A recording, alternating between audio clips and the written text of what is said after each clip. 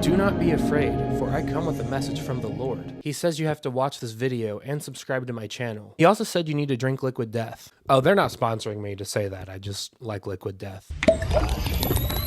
But my phone lines are open if you've been around my channel for a while, you know I was raised in the church in a very religious community. So naturally, the only things I was allowed to watch as a kid were kind of weird and terrifying. I've already made a video about the most significant Christian show from my childhood, Bible Man. I suggest you go watch it because it kind of gives an idea of what we had to watch growing up. Bible Man, I think, gets a pass from me because it was so bad it was like entertaining sometimes, but not all Christian content does that, which leads perfectly into today's video. Today we will be taking a look at a movie that came out in 1992 called Second Glance. If you were raised in the church in like the 90s or the early 2000s, you've probably already seen this movie. I think I watched this like one time when I was younger, and my brain just did everything it could to forget. I'm causing more brain damage by watching it again. This movie follows a boy named Dan who makes a wish that he was no longer a Christian so he could see what he was missing out on in life and learns a valuable lesson in the process. And I'll tell you right now, the end of this movie contributed to a meme that I'm pretty sure everybody should know. Promise as soon as you see it, you're gonna go, oh, holy shit! You start off the movie by meeting Dan, who is played by David A.R. White. And if that name sounds familiar, it's because he's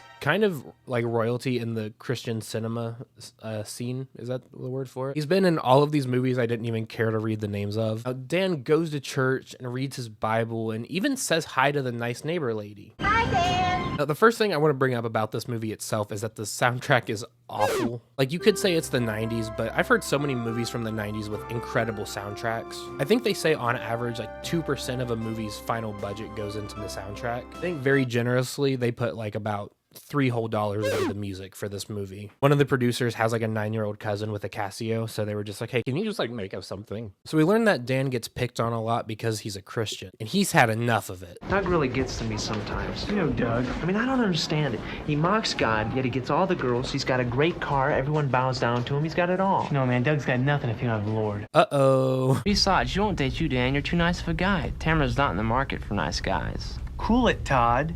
I don't know why nobody likes me. I mean, like, I'm clearly superior to all of them because I read a special book and I'm complacent in a lifestyle that dehumanizes and neglects so many different people. But, like, I'm nice. I like nice guys. This is the case with most movies from this time, but all of these students look like they're in their 20s and 30s. Especially this guy, Bull, who I think is about to commit murder because Ricky is like breathing next to his girlfriend. Ricky? I saw him staring at Melanie while she's at her locker. Bull, I don't think anybody in their right mind is trying to steal your girl. But I saw him. Yo, who the fuck was that guy? Why was he talking to you? He was the cashier. I was buying a sweater. I bet he loved buying you that sweater. I bet he's thinking about you wearing the sweater. When you trust, you remove all those jealous fears. You got a roving eye, little man. If I ever catch you looking at Melanie again, you're dog meat, pal. You better not ever sell my girlfriend a sweater again, you hear me? So now we get to see Dan try to ask out his crush, who decided to post up next to a vending machine to read. Tamara, I was wondering if Excuse you're me, not going to be busy tomorrow night. Well, yeah, I'm going to Randy's just party. get- Aren't you going? No, I don't think so. You're going to miss a great time. I just want a Pepsi. Dan, are you trying to ask me out? No, I just thought that maybe we could get a bite to eat and talk a little bit. Listen, Dan, we're good friends, right? Yeah. Well, I wouldn't want anything to ruin our friendship. I mean, you're a real nice guy. Some girl is going to be really lucky to get you. Dan's never going to use a vending machine ever again. All right, students, it's time for all of you to destroy my waning faith in the American educational system. It's time for me to realize that there's about as much interest in English literature as there is in taking prune juice. Huh? Huh? Huh? What? So next we have a scene where the no-good delinquents try to cheat on the test, but Dan gets blamed for it. I want you to take this note to the principal's office. Mr. Milner, I can... You've given me hope, Dan. I actually thought you weren't like the rest, that perhaps your faith had given you some sound principles. But I see now how easily you were ready to sell them for some teenage crush. Mr. Milner, please, would you let me explain? And you'd think the punishment for that would be like failing your test or maybe getting detention. No.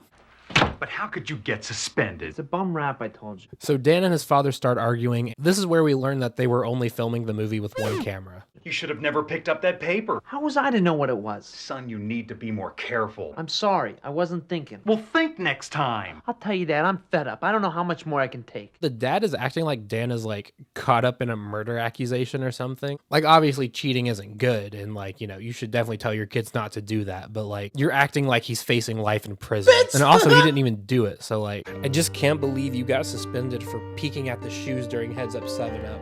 I thought I raised a better son than that. I'm only defying you because you won't let me kiss a girl or do alcohol. You're just feeling sorry for yourself. No, I'm missing all the fun. No, you're missing all the sin. You know they felt tough as hell writing that scene. I'm missing all the fun. No, you're missing all the sin.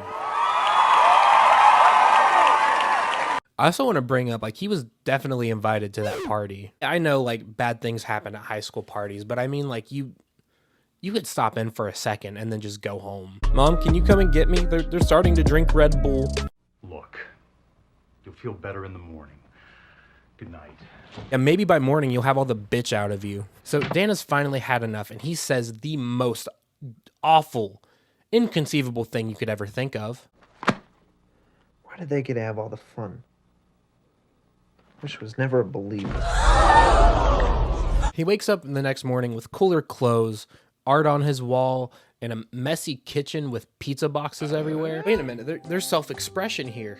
I must not be a Christian anymore. While he starts taking out the trash, this random man appears to talk to him, which obviously he's kind of thrown off by. Like, I would be too.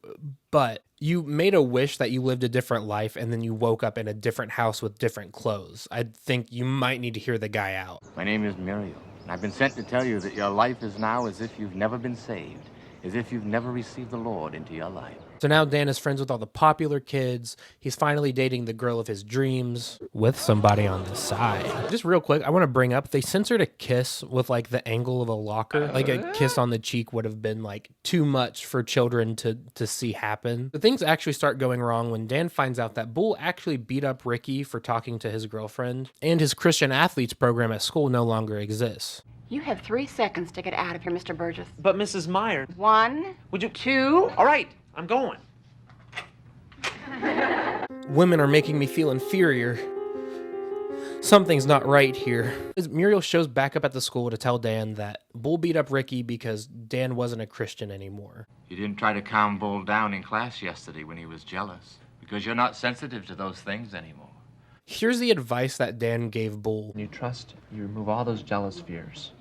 None of that had anything to do with God. That advice wouldn't change if you were religious or not. Oh wait, you're mad that guy's talking to your girlfriend? You should be. She shouldn't be entertaining that. Go beat him up. Go get rid of him. She'll think it's so romantic. She'll love you even more for it. Promise that was a joke. Oh, real quick, I have 2 people in this movie I need to point out. This teacher who looks like he would be a 20-year-old stand-up comic today, and this kid that looks like me if I was fully white. Because we find out that the girl Dan is seeing on the side is actually Bull's girlfriend, Melanie. What's wrong? Come over tonight. What? I really need to see you.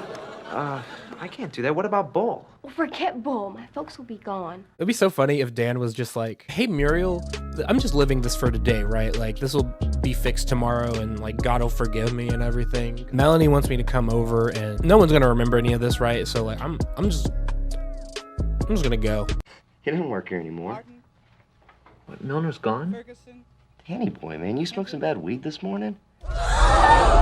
We also find out that now his parents are divorced and his sister was never born. You see, it was your prayers that held your folks together when they were going through the tough times. Keep in mind we just watched the dad like berate his son for like being accused of cheating on a test. So I don't know how much Dan's prayers could have actually fixed that. Dan decides to finally embrace the new life he's living and get ready for the party tonight. Also, this shirt goes fucking crazy. That shirt would be like $120 on Depop. So Danny's having a fun time with his new friends and his new girlfriend when all of a sudden Melanie appears. I just dropped in for a minute. Here you go, hon. Melanie. Tamara. Where's Bull? I broke up with him. Oh, I didn't know that. That's too bad. Well, that's all right. Danny knows that's all that matters. What's that supposed to mean? And I shit you not, nothing could have prepared me for what she's about to say. You better start to face the fact that Danny's mine and you're out. Now, just a minute. Listen, Mel, I don't want you to come near him again. You got that. Well, I can't stop doing that, Tamara, because I'm pregnant. I'm sorry? Liar! You two-timer after everything we've been through. Turns out Melanie was lying so his girlfriend Tamara would leave him alone and they could be together, which you should never, like, ever do. If there's any lesson you can take away from this movie, it's that you definitely should never lie about being pregnant, like, ever. Unless you're Jennifer Lawrence in the Hunger Games and you, like, need to survive, I guess that's fine. Yes, I forgot Katniss Everdeen's name, leave me alone. He tries to reconcile with Tamara and it doesn't go very well. I mean, you were two-timing me right under my nose. Tamara, it's a lie. I've never been out with her. Listen, you're the only one that I care about. The only person you care about, Dan Burgess, is yourself. I don't care who you are. Is that the only reason why you went out with me? Dan Burgess, always the guy to be around. I said, is that the only reason why you went out with me? Well, I sure didn't go out with you because you're a nice guy. Don't worry about it, buddy. Women are like buses. One comes along every 10 minutes. Oh my god. I think we figured out who Doja Cat was in those chat rooms with. Dan starts freaking out because he finds out this kid, Scotty, from the beginning of the movie is no longer alive and realizes the mistake that he's made, I guess. But before Dan can really process anything, Bull shows up with his posse. Burgess! Bull, no. Say your prayer! Come on. No, Bull, no. And I want to point out here, Dan has like a full 5 seconds where he's out the door running full force before they even leave the door. Given that he's a Christian athlete, I would assume he'd be pretty far away and they wouldn't know where he is.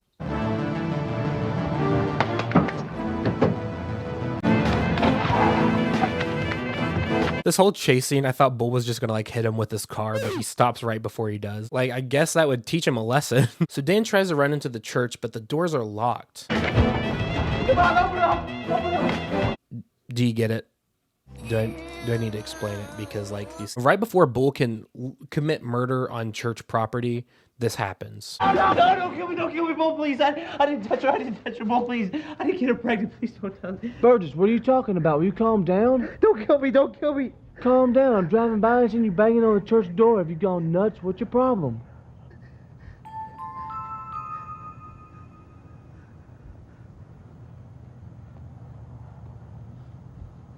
I'm boring again. I guess everything's back to normal. I'm glad they didn't even try to like make any special effects for him going back. Although it does make me sad that I don't have that to make fun of. So instead I'll have to make fun of it for giving the most brain dead take I've ever heard in my life. Let me ask you, are you ready to be married?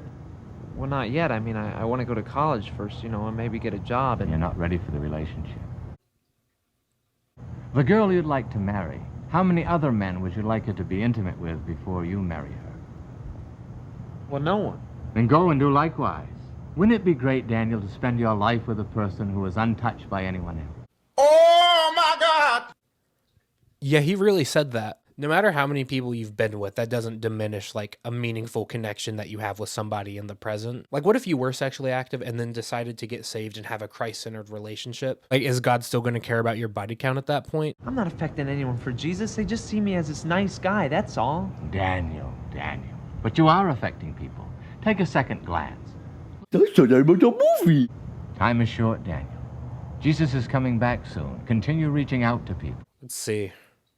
This came out like 30 years ago. He's still not here.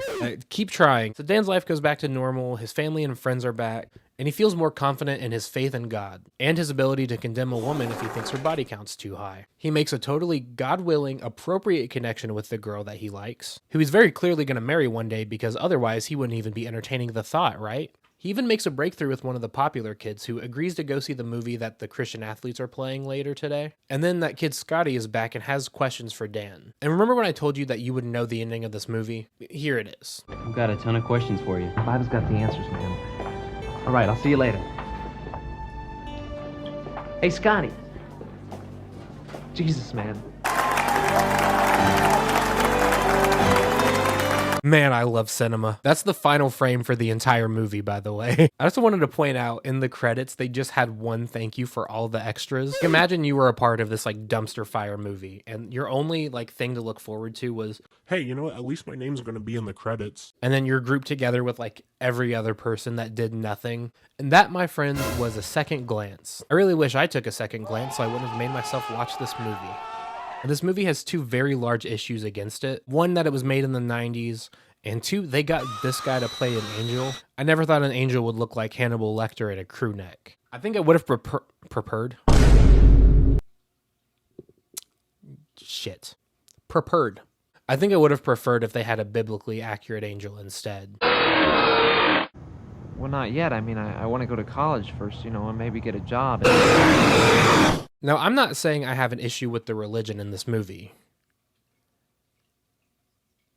But if they just wanted to make a movie for teens about how, like, being popular and going to parties and having sex isn't everything it's made out to be, then that's fine. I would have supported that. But, like, implying that all of these bad things happened in his life because he just wasn't a Christian, it's kind of like a brain dead take. If you personally find solace or comfort in praying and being a Christian, then good for you. You can't scare people into being a Christian because, oh, well, look how much worse it's going to be if you're not. You can, however, do that with music. I only listened to this album one time, and now I have all this money. I'm like filthy rich. Yeah, I did rob a bank to get it, but the album gave me the courage to do it. All right, and that's the last I want to hear about this movie. If you want to experience it in all of its like shameful 480p quality, it's on YouTube for free, so like go knock yourself out, I guess. But thank you guys so much for watching my video today. So make sure you like this video and make sure you leave a comment if you have any topics you want me to cover in a future video, or if you just want to tell me how funny and cool and awesome I am, I would really like that too. And make sure you subscribe to the channel and make sure you have my notifications on by ringing that bell. That way you never miss an upload from me. Thank you so much for joining me today, but I have to go now. I'm going to make a wish that I lived a life where I never had to watch this movie. So thank you guys again for watching. Stay safe out there. Peace out, everyone.